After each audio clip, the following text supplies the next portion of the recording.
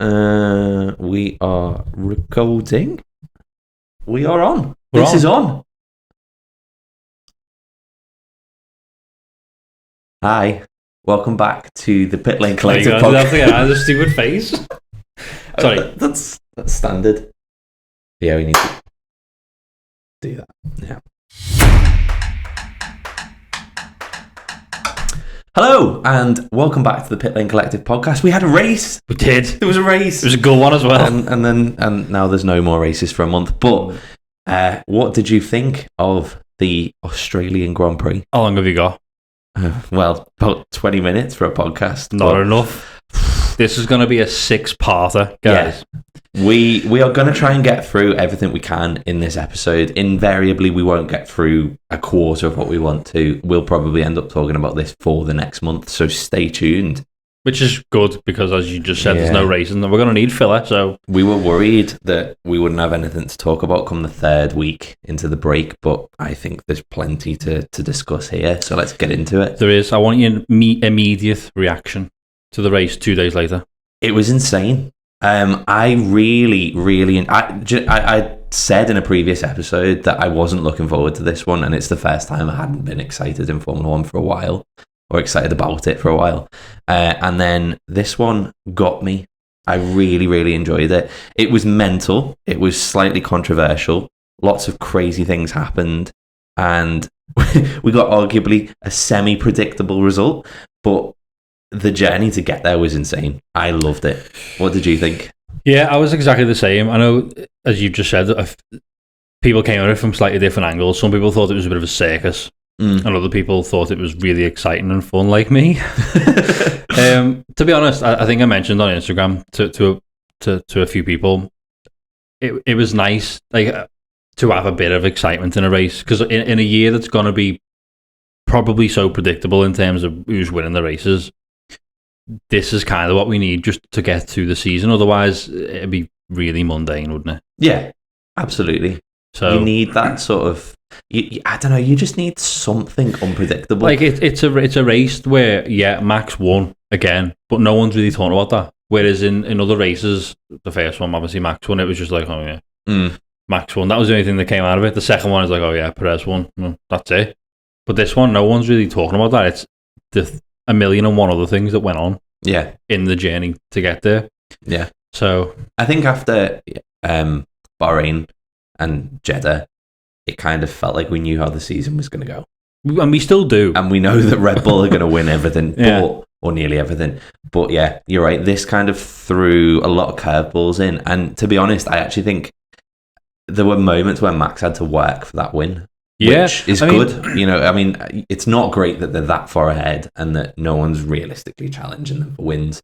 But it was cool to see him having to sort of push and him having to overtake people and kind of work out how to judge, when he's being attacked. Well, if we start at the start, he was really slow off the line. Yeah. And Russell had him into turn 1. Yeah. And I don't think he took the lead until like lap 12, 13 or something. Yeah, both Max got him off the start, didn't they? Or into through the first few corners. So yeah, it wasn't all. He was on the back foot. It wasn't as easy as he's had it, has he? No. Even though he had it pretty easy, it wasn't like a walk in the park for him. No. I will say I think Max is driving in a completely different headspace this year. I think realistically, all he has to do is survive the first few laps. Dodge the carnage. Dodge everyone, make it through, and then he can just start putting his foot down. I actually think that's a really good point, because he was in a little bit of a battle with Lewis, wasn't he? Yeah. And he for the first time ever,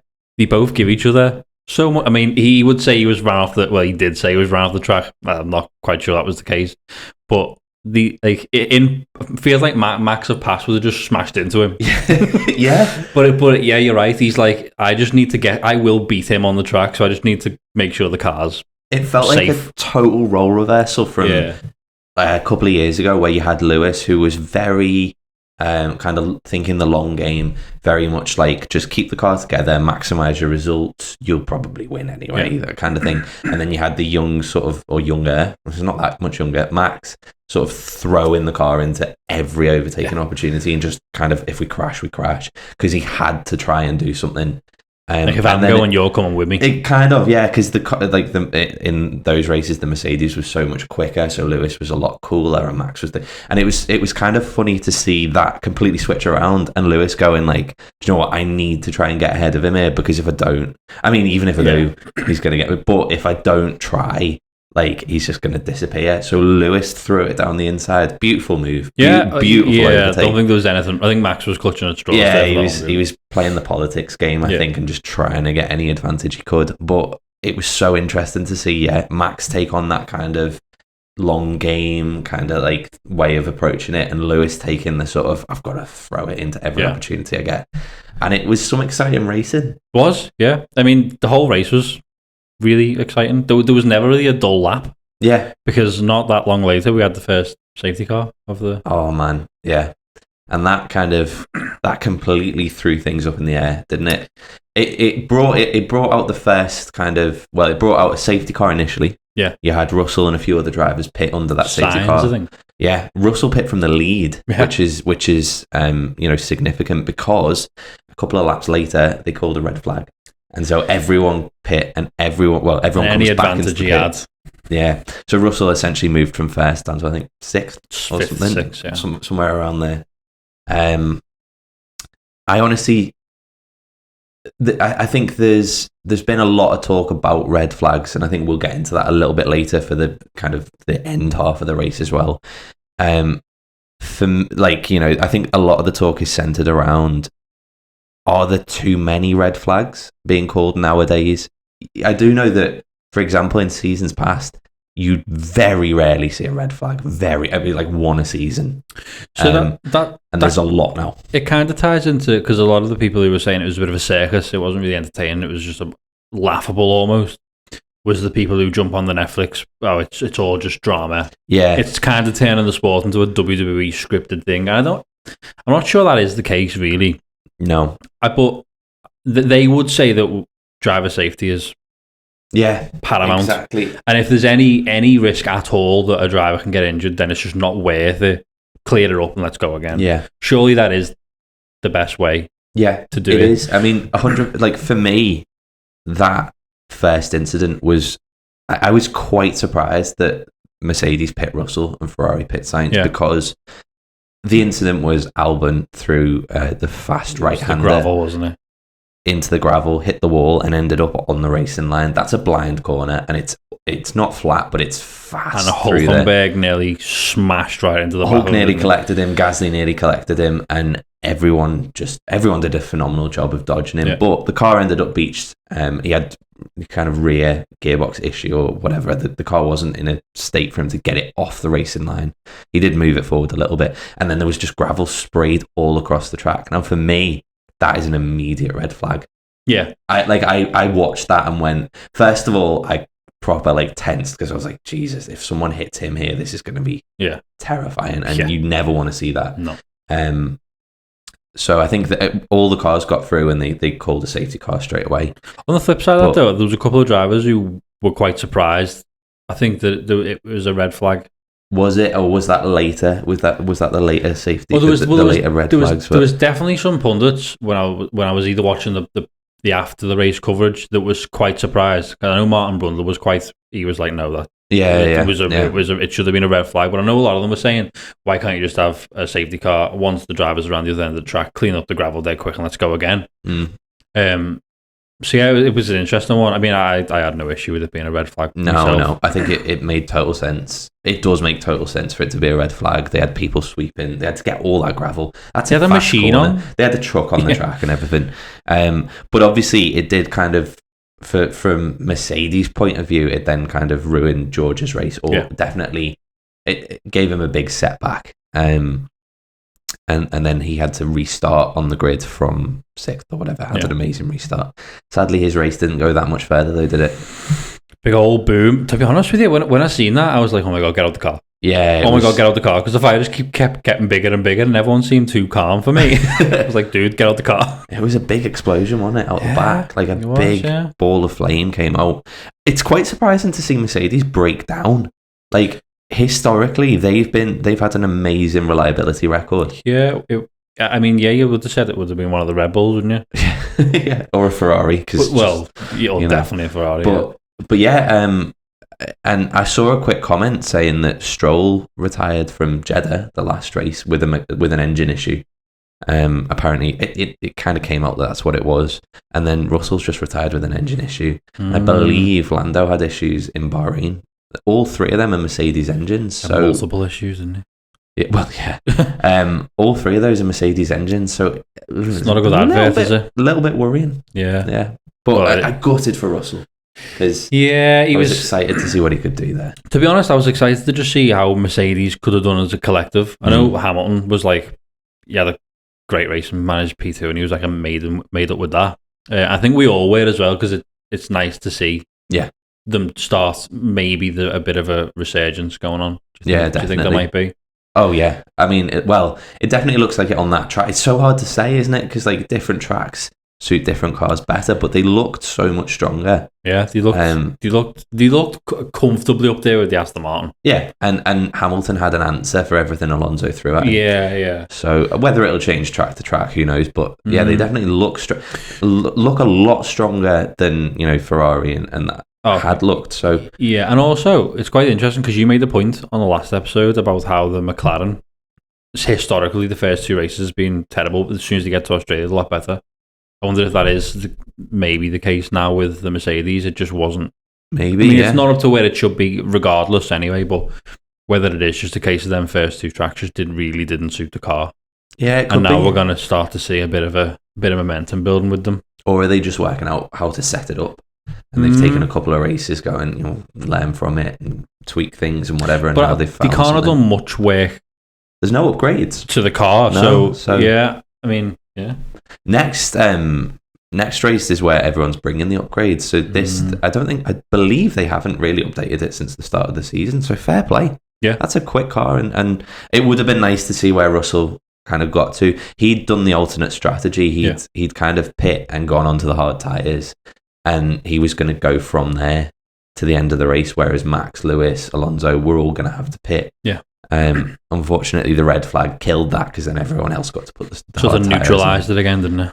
Yeah, but it was it was kind of drama from that moment on, really, wasn't it? And then throughout the race, then obviously Russell was out. Believe that was a virtual safety car. They got that cleared, but they just kind of they closed the pit. No one pit, and so there wasn't really any advantage for anyone else there. And then you had that kind of dicing battle between Hamilton and Alonso all the way through, which was threatening, wasn't he? Yeah, which was so like this is I think what's hard to explain to a new Formula One fan, because I think as a new fan, you want to see crazy overtakes and probably crashes and like mad stuff happening on track. And I think when you get into Formula One a bit more, you start looking at people's sector times and you start looking at the gap between cars on the leaderboard, and you start seeing someone closing in. And for that whole, probably second or 2/3 of the race, it was Alonso closing up to almost a second behind Hamilton. He just couldn't get it, could he? Yeah, and then Hamilton squeezing it back out again, and then Alonso closing up again. It was so good to see. Yeah, it was.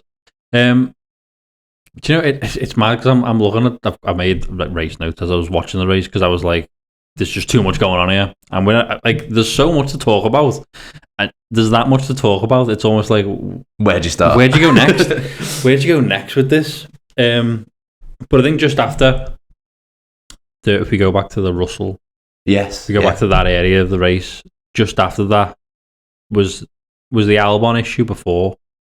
Albon caused that. That was the issue. Sorry, that was the issue. Yeah. Oh yeah, we should probably mention Albon, shouldn't we? I mean, more was he than just the crash, because he was running quite high. He was in field, wasn't he? Was he fifth? I was going to say fourth, maybe fifth. Yeah, maybe fourth is a bit too. I mean, yeah, he was having a really. Must have made a cracking start from the restart. He was just on one. It's mad. So again, like Williams had been at the back for years. Well, and it feels like this year they're starting to take little steps. In qualifying, Albon had the fastest middle sector in Q3, which is just mad when you think about it. I mean, the Williams, I think it's good on a straight. Yeah. It hasn't got loads of downforce. And Australia is quite a lot of just kind of flat out sections, but still, I mean, yeah, he was comfortably inside the top 6. Yeah. And I think he was in between. Was it? He was in between Alonso and Stroll. So yeah, maybe it was P4. Or definitely 4th or 5th. Yeah. Yeah. He was in between Alonso and Stroll when he crashed, I think. Yeah. So phenomenal pace. Like I'm excited to see him on the Monza and those and things like that. The fast tracks, the low downforce ones, because that's a stunning job, really. Yeah, it is. So he put it high up in qualifying. Unfortunately, just a bit of an issue. I think I was reading that he ran slightly wide on the previous corner before the one he crashed, and it just knocked his tyre temperature slightly, and then lost the rear through that corner. So unfortunate, because it was looking good. Was that the same corner that Magnussen ended up losing his? He ran wide on and lost his tyre? No. Was quite early on in the lap, maybe? Magnussen was turn 2, I think. Yeah. I can't, because they've changed the layout of the track. I can't remember so that much went on that race. It's just like, we were literally saying before we recorded the call, should we rewatch the highlights again? How do we actually talk about this? Like, there's just so much that happened that I can't remember where it happened or when it happened. So yeah. Yeah, I think it was turn 7, I think, where Albon lost it. But great to see him up there. And that's, I think that's going to, it sets him up very nicely if he's wanting to start taking steps towards top teams again. Because that's a performance and a half. But to close the book on the Williams topic, they did both. They both didn't finish. They both didn't finish the race. So It wasn't a great weekend, as it wasn't for a few teams, because of that. But yeah, and then shortly after that, Max finally does take the lead. Oh my god, from Lewis with his nitrous charged DRS. A jet plane, wasn't it? Jesus, like I don't know how that is possible. No, that much faster. I'm a Red Bull fan, and I'm suspicious. Yeah, we've said this like crazy. A few times, haven't we? That they're not going to struggle to climb back up the order. And as soon as they're within a second of you, that's it. Yeah, you can see it. As soon as that wing opens, it's game over. You're done. And he never really looked back, did he? He survived another 2 restarts. Yeah. And he never really lost the... I think he pulled out a couple of seconds on Hamilton in like half a lap. It was nuts. Because that area of DRS, you get the second one, don't you? Yeah. I think it's the same detection line. So we had like 2 bouts of DRS, and that was it. It was gone. It was game over, not seeing him again. Yeah, so Red Bull had quite a decent race with Max there. They also had a bit of because essentially for Max there, he basically overtook Hamilton, and apart from a weird little lock-up where he went onto the grass for a bit, which we've all done if we played that game. Yeah, he still had it under control, and he just disappeared. Yeah. The other Red Bull, Perez, he had the weekend from hell from the start. Yeah, he did. Yeah, big issues in qualifying. Well, big issues in final practice 3. Practice and quality. Yeah. Couldn't get the car comfortable. Couldn't. I think there was an issue with the braking. And in fairness to Perez, I think a lot of people made jokes about it. That's not normal that a driver would lose it there. No. But yeah, first proper lap in qualifying 1, and he's in the gravel and he can't get out, and that's it. And he started from the pit lane, I think. He did, I think. Yeah, it is. Yeah. In the end, and had to just kind of climb his way up. He also got a little bit screwed. Didn't he? He did. I think he also got a little screwed because he was one of those who also pit under the safety car. Mm-hmm. And really interestingly for Red Bull's strategy here, because I know there's so many things to talk about, so I'll mention it briefly. He started on hard tyres from the pit lane. He pit under the safety car, put mediums on, and then he pit a lap later, still under the safety car, and put hard tyres back on. And I think Red Bull's plan there was, he's pretty much at the back anyway. It's fine. Get him onto a different set of tyres, get him back onto the hards, and he can run to the end of the race. So he'd used the 2 compounds. Yeah. And they just kind of got rid of that through the safety car. Which it was I wanted to see how that played out. Because it was a ballsy move, that. Yeah, it was, yeah. But obviously red flag, as well as Russell and Sainz, it got him. Yeah, I mean, P5 though, not too bad, is it? Starting from the back of the grid. It's a solid result, yeah. And fastest lap, I think, as well. Yeah, it's a good result. And he put on some good overtakes. Yeah. Again, though, with that DRS. Yes, I mean that Red Bull is just chaos. Do we want what? I've just realised I've kind of sidetracked us from just recapping the race really quickly. Perez obviously had that issue at the start, but then he just kind of spent the rest of the race working his way up, didn't he? Yeah. There wasn't too much trouble along the way, really, for him to get to P5 in the end. So, yeah. He did need a bit of luck to get up to the 5th, in fairness, because there were some penalties and there were some mad kind of things, which we'll get to. But then, essentially, the race kind of just progressed as it was until... Magnussen, I don't know what happened. I think he just kind of drifted off wide, a little bit, and just ran wide, flipped his tyre off, annihilated the rim of the wheels, just pieces everywhere. And then he was saying, the commentators were saying, it's a possibility that the sun was in his eyes, but I think that's been a bit. It's been a bit kind. Maybe, all the other drivers made it through. Yeah, and he's done it like quite a few laps. And he's already done it quite a bit. Yeah, so he should probably know that line with his eyes closed, but. So that was with, what was it, 3 or 4 laps to go? I think that was lap 54. Right. So, yeah. Of 58, so 4 laps to go. And they red flagged the session. On lap 55, they did, yeah. So the reason for that red flag, apparently, was that the wheel tyre was rim, still on the... Well, the tyre was on the road, but also the wheel rim had just smashed everywhere. I mean, you saw it, there was just spokes left. Yeah. And that was all down the straight out of turn 2. Mm-hmm. So I guess they red flagged the race to kind of clear that up. Were you surprised that was a red flag? I know the drivers were. Yes, some fantastic reactions. I know Alonso was one of the ones that really wasn't happy with that. Yeah, and was this the red flag as well? Where Lewis was like, right, that's weird. Are they going to restart this again though? Yeah, do you think? And he was like, yeah, probably. Yeah, I am a bit surprised it was a red flag. That one, I think, more than the other 2, is the most surprising one for me, I think. Yeah. Because I think the could have got that cleaned up under the safety car. Yeah, I think the race would have finished under the safety car if that had been a safety car. I think that's why they called it. I mean, I know hindsight's 2020, but it did anyway. Yeah, exactly. Obviously, they couldn't have knew that, but it did anyway. So... It's a weird one because I actually think when you look at the incident in isolation, and this is probably what we were talking about a little bit before, about there's more red flags now than there were. It was probably there's a lot of debris on a long straight. Yeah. So I think they've probably gone. I do think that the end of the race has played into it, but I think they've probably gone, right, okay, there's going to take a few laps at least to clean up. And in fairness, there's probably cars driving through it. And it is called motor racing. we went motor racing. So yeah, so they red flagged it and they went, do you know what? Like we'll clear it all up and then we'll go again, which is kind of a mad thing to see. I get it. It was a red flag. I also was surprised that it was a red flag. As you were saying before, like I suppose you've got to give them the benefit of the doubt in the adjusting of driver safety and obviously marshal safety and all the cleanup crew safety, everything. So they will always have that. That was at the top of it. So you can't. There's nothing really you can say. It is what it is, and they're going to make that decision. Obviously, this new race director's a lot more. He likes pressing the button for the red flag. He likes pressing the button.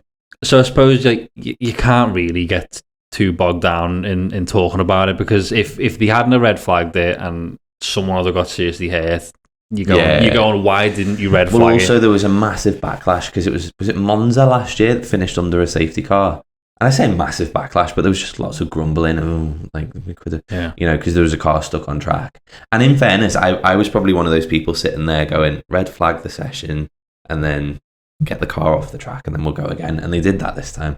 I don't think you can win, really. If you'd have finished under a safety car, people would have moaned. If you'd have red flagged it, people would have moaned. That's it. What would you prefer? Would you prefer the red flag, stop the race, clean the track, and let's have another 4 laps? Or would you prefer finish under the safety car? Yeah. Surely that one is better. Yeah. But obviously it's dead easy to say it was the wrong decision now, looking back at how the race ended. What happened? Yeah, exactly. But I think if that happened at the start of the race as well, if Magnussen had hit the wall on, say, lap 10, I think it would have been a red flag, and they'd have cleaned the debris up, and no one would have really batted an eye. No. It was just it happens. I mean, they red flagged for Albert, fair enough, but I did think it was a bit kind of mad that we got a red flag because suddenly you're like, oh, well, now we've got a 4-lap sprint race. That, and obviously, as we know from lap 1, Max wasn't the quickest off the line, and the Mercedes was, so it was like, oh, this could get if Lewis can get him into turn 1, there would have been no DRS. So... yeah. So what happens or here? Maybe they had 1 lap. Maybe 1 lap of DRS. Yeah, maybe 1 lap.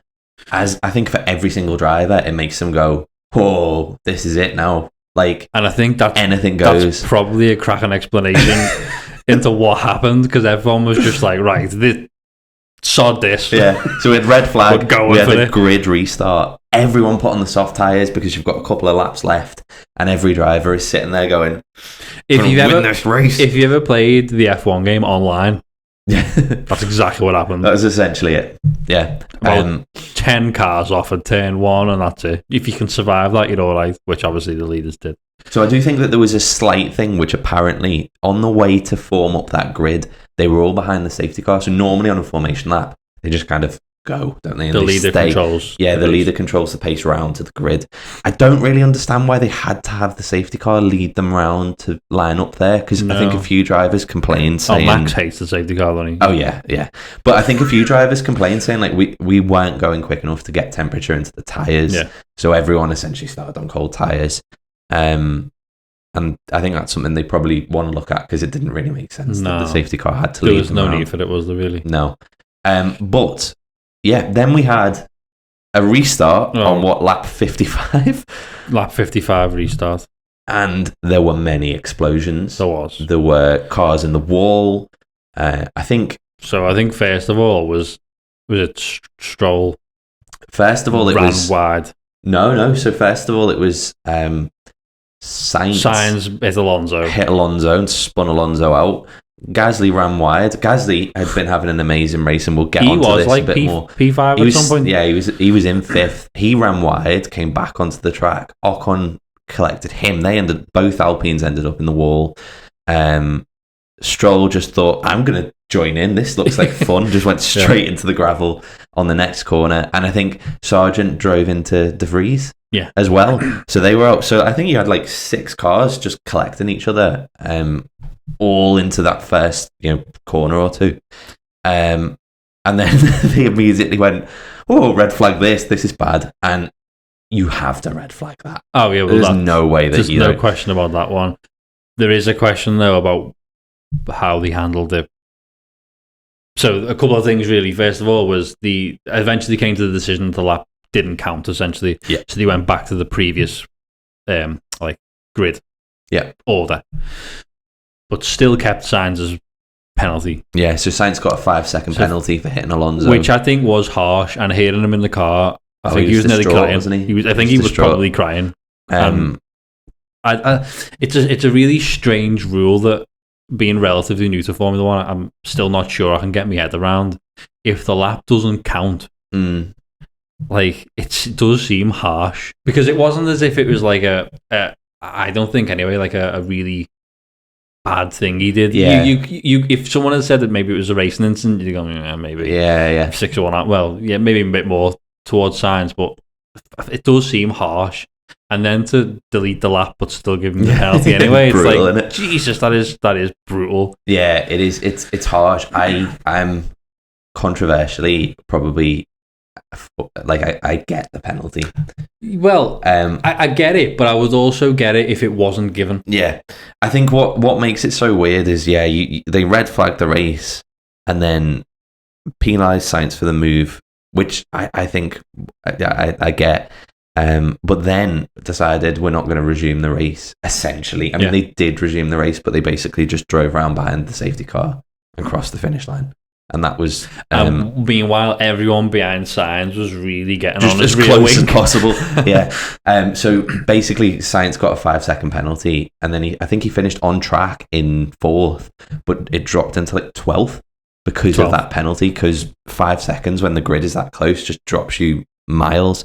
It was kind of chaos, and I do think it's harsh, but I also think that realistically, if he'd made that move earlier in the race, and then been given a 5-second penalty, the result would have been the same. If the race ends under a safety car, you're going to lose out big time. It's harsh that they reinstated the order, but kept Sainz's penalty. But I think their kind of guidance and what they try and do is they penalise the action, not the result of the action. Mm-hmm. They don't always, and they do get it wrong a lot of the time. But I think in that case, you've got to look at Sainz's incident with Alonso and disregard everything else and go, did he deserve that? That's one of the problems I've got as a relatively new fan is they're so consistently inconsistent. Yeah. And that's kind of, I think even some of the drivers are like, what are you doing? What are you doing? Like, is this or isn't it? Like, what's going on? And if the drivers don't really know, then I was like, someone coming into the sport supposed to understand that side of the thing. It's like, what is allowed? What do they classify as a racing incident, and what do they classify as like a penalty or whatever? Just it's about as clear as mud. It muddies the waters a lot. Yeah, it does. And I think, and then because we had Alonso being on the penalty, not on the being on the podium, getting a penalty and being off the podium, getting it overturned and being back on the podium. As new fans, I think the way the penalties work in Formula One and the way they're applied probably doesn't make it doesn't make sense to long-term fans, never mind sort of new fans. And it was harsh on Sainz there, but I do get that he got the penalty because he kind of, if you look at previous examples of cars kind of, so a good example was Cota or with Russell and Sainz, and Russell hit Sainz and spun him out last year. And he got a 5-second penalty for that. I think that's essentially what Sainz did to Alonso. Not intentionally, obviously, but it's just unlucky and unfortunate that penalty had such a severe consequence. When in other races, 5 seconds, you pull it out and you're fine. You keep the position. So for him to lose 8 positions because of it, for only 12 cars to finish that race and him to have come last. I know. But he wasn't the only big loser out of what happened. Like poor Nico Hulkenberg. Oh man, he was this close. This is one of the things I wanted to bring up and talk about. This close. Hulkenberg has been in over 100 Grand Prix. He's been in so many different seasons. He's got a pole position. And he's never finished on the podium, ever. He's had chances. A couple of the chances he's been really unlucky. A couple of the chances he's messed up. Yeah. But he's never been on the podium, and arguably should be. He is a decent driver. In that mental red flag restart, Hulkenberg avoided everyone, and he came out of the carnage in 4th place, right behind Sainz. He did a very good job of avoiding the mess, didn't he? Yeah. So he came out of that in 4th, and then Sainz got the penalty. If they'd have kept the order as it was, that would have been Hulkenberg on the podium. Brutal. But so Hulkenberg to not get it, because that I don't think that they were going to keep the order. But he tried to contest it, didn't he? Yeah. I don't think you can argue. I think that was more in hope than expectation, really. But brutal, because he was so close. I mean, looking as the thing as a whole, disregarding that, I think if you'd have offered them P7 before the race had started, he'd have snatched your hand off and Gunther had hugged off the paddock. Yeah, so hugged. Yeah, he managed the gutter. Yeah, brutal for Hulkenberg, but brutal for quite a few of those drivers under that restart. As an Aston fan, which I'm actually now calling myself, to watch them run in, what was it, 3rd and 5th, and then to see, I nearly had a heart attack in the last 2 laps there. That restart, just watching Alonso just spinning across the track, and then Lance just going, I'm going that way, and just going straight into the gravel. I was like, what is happening here? He was right on it though, wasn't he, Alonso, about that rule? He was like, whoa, check this right now. Yeah, Alonso, he was still spinning. He collected the car and he's like, hang on, we've red flagged this, we're going to put the order back. But then also you're thinking, hang on, Max is quick, he might have made it through the first sector. Oh no, no, he hasn't. But the kind of the Aston sort of they are going to reinstate the order. Oh, thank God! Oh my word! Because that was a chaotic kind of moment there. Third and fourth. Yeah, they finished third and fourth in the end. Good result for the team. Put them in second in the standings. Predict Stroll in fifth. You did. Yeah, you did. So that doesn't count. But yeah, so I guess like in terms of our predictions, you were a lot closer because you predicted Verstappen and Alonso. Yeah. And Stroll up there, and you know I didn't. But yeah, so that was the kind of the chaos of that race. That kind of red flag restart and everyone crashing, and then they basically just reinstated the order. They sat there for ages, didn't they? Yeah. In the pits, and then they just kind of came out that actually we are going to restart the race, but we're not. But we're not. So what we're going to do is we're going to drive around behind the safety car, and then you're going to cross the finish line, and that's the end of the race. So this might be a really stupid question. Why? So I believe, I don't actually fully understand it myself, but I believe the reason that they did it is to lock in the positions and for everyone who'd crashed to kind of lock them in as DNFs. Right. Which is brutal, but I think if you hadn't done that, they'd have essentially reset the order and then finished the race, which would have meant Gasly would have finished fifth. Oh, okay, yeah, that makes more sense when you explain it like that, yeah. Yeah, and I believe that would then, I don't know how Sainz's penalty would then work as well. I think only when they crossed the finish was the penalty applied. I never thought about it that way, yeah. And everything, so it's a bit strange, and it threw me for a loop, because I was like, I don't understand why we're waiting this long, and then they just drive around, and then they're like, yeah, we finished. But I think Lewis was really like, I know he would have got like a penalty for it, but I was so tempted. I could edge up alongside and be like, I could do this. I don't think there was any opportunity for anyone to make any moves, was there? It was just drive around and you finished, which is a bit of a... Apart from the people behind signs, getting as close as possible. Yeah, just lining up. Bit of a kind of a damp way to end what had been quite an exciting and messy and controversial and insane Grand Prix. Yeah. Just before we put a lid on this one, because we could go on for hours. We are going to. I feel like there's only one team or two teams we haven't touched. Well, no, one team we haven't touched on really. That's McLaren. I just wanted to touch on them really quick. Pretty good weekend. Double points. Piastri. Well done, mate. Piastri got his points on his home race. And Lando finished in sixth. Obviously, you can say they were held by 8 DNFs.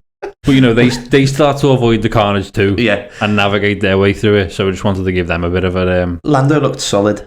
Lando looked quick. But again, you called that really, didn't you? Saying that in previous seasons, the McLaren hasn't really kicked in until Yeah, Australia. I'd like to say I called it, but I didn't believe it, if I'm honest. Well, you did say it. I did say it. And I put a brave face on and I didn't believe it. And then in qualifying, I was like, yeah, well, it's well off. You're supposed to say. But yeah, I'm going to take that and own it. So I definitely called that, and come to me for betting tips. Because do you know in qualifying, when Perez beats the car, I was like, yeah, I knew. Called this. And then he finished fifth. And it was actually an issue as well. So yeah. So we are, we are sort of predicting... We're prophesying certain things. We're just kind of chaotic prophets. We've got no idea what's actually going on here. I think, suffice it to say that it was an insane race. It's sort of wakened my excitement for kind of tuning into the Grand Prix. I felt like the first two this season have been and Do you not think that was just mind-blowing, and it took a while to process what had actually happened. Do you think it's annoying though that we have such an exciting race and then you wait 4 weeks for the next one? Although I will say the Baku is probably my favourite track. Yeah. I love that, so I'm really looking forward to that, but it's really annoying that you go, yes! It's kind of been like that for the start of this season anyway, hasn't it? Very bitty, hasn't it? Yeah, there's been like sort of 2 week breaks between. And I don't think races. there's too long after that until like the summer break, where was it off like 4 weeks again? Yeah. So hopefully we have a banger of a race before the summer break, and it gives us plenty of stuff to talk about. But yeah, we're kind of like halfway through our race review of this, and I think we're pretty much on time for this episode. I think what we'll probably do, we'll probably call it there, and we're going to record the next episode and sort of do a part 2 of this, essentially, and we'll just discuss a bit more sort of, about the absolute chaos. And then depending on how we get on with that, we might then record another episode to talk about even more. Who knows? But this has definitely been sort of the first part of that race review. We'd love to hear your opinions on kind of what's gone on with this. We've got a couple already, which we'll discuss. But please feel free to sort of send us messages on either Instagram or TikTok. We've got accounts set up over there, tpc.pod on both of them. Or feel free to send us an email and kind of let us know what you thought about the races as well. Go follow us on the social platforms, and we will catch you for part 2 of the Australian Grand Prix review. We will do. Bars.